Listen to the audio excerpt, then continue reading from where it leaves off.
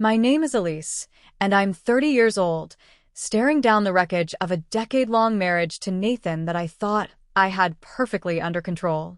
Everyone talks about prenups like they're this great equalizer, a shield for both sides. But what they don't tell you is how one person can outmaneuver you in ways you never saw coming.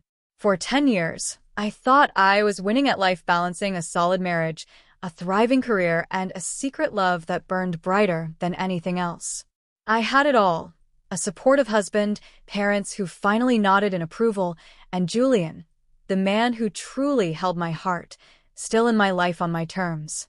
I was juggling everything, or so I thought, until Nathan flipped the board and showed me I'd been playing a game I didn't even understand. It all started back in college, when my parents drew a line in the sand. I'd been with Julian since we were teenagers in our small hometown of Ashwood, Oregon.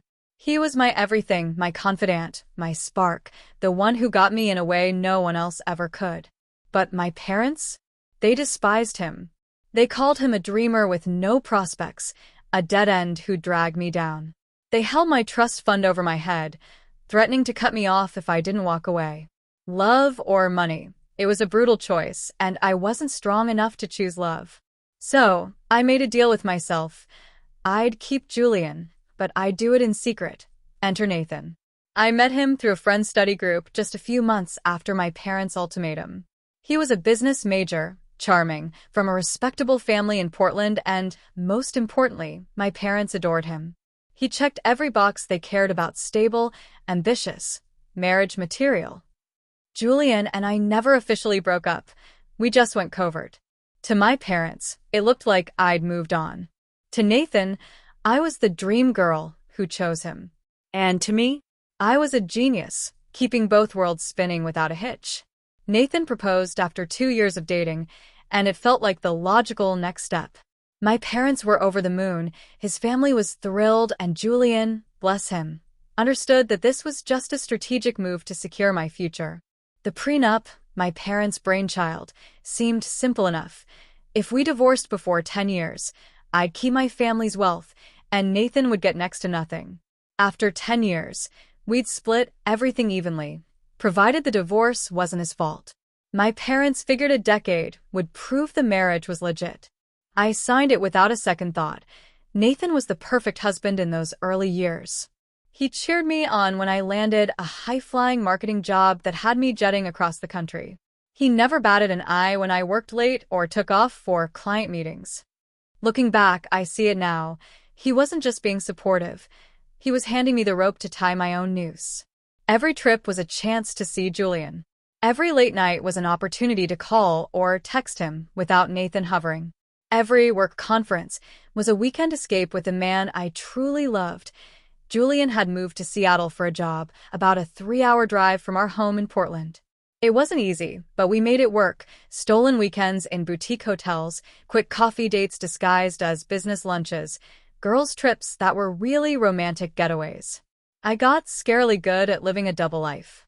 I had a separate bank account for expenses tied to Julian hotels, dinners, little gifts. I told Nathan it was for client entertainment, reimbursed by my company. I set up a burner email for Julian's messages, with notifications that pinged me discreetly, even during dinner with Nathan. I was a master of deception, and I didn't feel an ounce of guilt. My parents had forced my hand, after all. This was my way of keeping everyone happy while staying true to my heart. Nathan got what he wanted, too, didn't he? A wife who kept a tidy home, supported his ambitions, and never stirred up drama. What he didn't know couldn't hurt him. For 8 years, this delicate balance held. Nathan climbed the corporate ladder at his investment firm, pulling in serious money. I built a name for myself in marketing, landing big clients. Julian's tech startup took off, and he bought a gorgeous condo where we'd spend weekends. When I told Nathan I was visiting my old college friend in Vancouver, I was a pro at this, texting Julian while curled up next to Nathan on the couch, passing it off as work emails. I'd perfected the art of compartmentalizing, being fully present with each man without missing a beat. By year 8, I was smug about it. I'd turned lying into a science. Nathan's long hours at the firm made it even easier. He'd be at the office until 9 p.m., sometimes working weekends with overseas clients. I told myself it was ideal. He was focused on his career, I was focused on mine, and Julian and I had our stolen moments. Julian started dropping hints that he was tired of hiding, that he wanted to be more than my secret. But he got it, my situation was complicated. I convinced myself I was protecting everyone.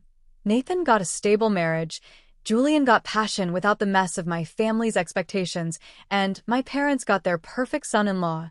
It's funny how the arrangement made me a better wife, in a twisted way. With Julian meeting my emotional and physical needs, I could be patient with Nathan. I didn't resent his late nights or his practical, unromantic nature because I wasn't relying on him for romance. I appreciated his steadiness, his drive. Nathan seemed content, too, always bragging to his colleagues about my independence and success. We had the kind of mature partnership people envied, or so I thought, but pride comes before the fall. After 8 years of pulling this off, I got careless. I'd leave my phone out when Julian texted. I'd reuse the same excuses, without double-checking. I'd come back from weekends with Julian glowing, probably acting like a different person. Nathan never called me out, never asked probing questions. He just kept being his supportive self, which made me think I was untouchable. Our 10th anniversary landed on a Wednesday, kind of a letdown for such a milestone. Nathan suggested we celebrate that weekend with a getaway to a fancy resort in Bend, Oregon, hot springs, gourmet dinners, the works. He was more attentive than he'd been in ages, reminiscing about our early days, even floating the idea of starting a family now that our careers were solid. I thought he was just feeling nostalgic. That Wednesday morning, Nathan left for work as usual. I was prepping for a client call when the doorbell rang around 11 a.m. I almost ignored it, thinking it was a package, but the ringing was insistent. A man in a suit stood there, holding an envelope. He asked if I was Elise Carter. When I nodded, he handed it over, saying I'd been served with divorce papers. I laughed, thinking it was a mistake. I told him he had the wrong person. Nathan and I had just celebrated our anniversary. But when I opened the envelope, there it was. Nathan Carter, petitioner, Elise Carter, respondent. Filed the day after our 10th anniversary. The papers cited irreconcilable differences and referenced the prenup, with a section listing evidence of my extramarital conduct spanning the entire marriage, photos, receipts, phone records, witness statements. I was stunned. How had Nathan known? I'd been so careful. I called his office. His assistant said he was unavailable. His cell went to voicemail. That evening, he came home acting normal, asking about my day like the papers on the kitchen table were nothing. When I confronted him, he calmly said it was time to end things. I demanded to know how long he'd known about Julian. His answer gutted me. Since 6 months after Julian and I reconnected. 8 years. He'd known for 8 years, playing the devoted husband while building a case against me. He explained the prenup's trap. Before 10 years, I'd keep my family's money if we divorced. After 10 years, it was a 50-50 split, but my infidelity meant he'd get more than half. Every trip he'd encouraged, every late night he'd shrugged off, he'd been collecting evidence, waiting for the clock to tick past 10 years. I'd been outplayed. The next weeks were chaos. My lawyer laid it out. Nathan's evidence was airtight. Photos of Julian and me, credit card statements, phone logs, even a private investigator's reports. The prenup's fidelity clause meant I'd lose the protections my parents had fought for.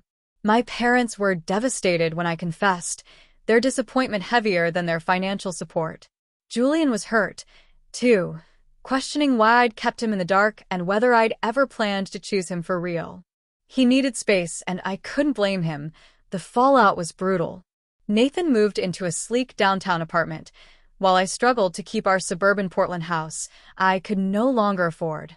My marketing business tanked as clients caught wind of the scandal.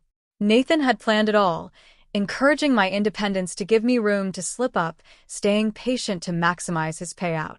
The divorce finalized a year ago, leaving me with a fraction of our assets and a reset to my early 20s financially. Nathan's dating someone new, someone who's all in, and friends say he's never been happier. Julian's moved on, too, with someone who doesn't thrive on secrecy. My parents and I are mending things, but their trust in me is fractured. The hardest pill to swallow is Nathan's brilliance. While I juggled two lives, he played the long game, turning my choices against me. I want to paint him as the villain, but I made every decision myself, marrying him while loving Julian, keeping the affair going, prioritizing ease over honesty. He didn't force me. He just ensured my choices had consequences. Now, at 31, I'm in a cramped apartment, freelancing to rebuild my career, starting over socially and financially. Nathan's thriving. Julian's moved on, and I'm left wondering if I'd change a thing. The situation was impossible. My parents' pressure, my love for Julian, the stability Nathan offered. Maybe honesty would have cost me everything sooner, but at least I'd have owned my story. Instead, Nathan played smarter, not better, and won a game I didn't even know we were playing.